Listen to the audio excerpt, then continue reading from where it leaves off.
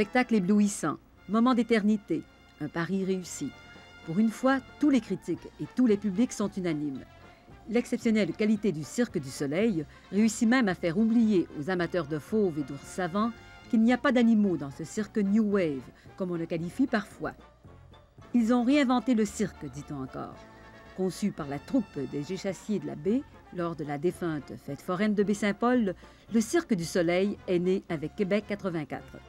Depuis, il survit grâce surtout à des subventions gouvernementales. Pour ce qui est de l'avenir, on demeure confiant. On va atteindre notre rentabilité quand on atteindra quelque chose comme 7 mois de tournée, à peu près.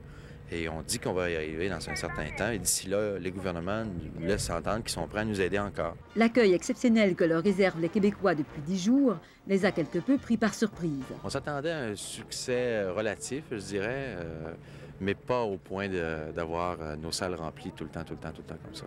Actuellement, le Cirque du Soleil emploie 80 personnes, dont une quarantaine d'artistes formés à l'École du Cirque de Montréal en bonne partie.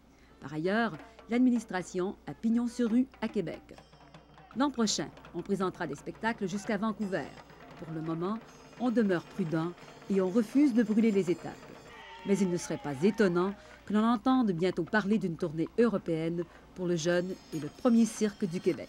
Cécile Larouche, au Vieux-Port de Québec. Ici Québec, 50 ans de télé et ça continue.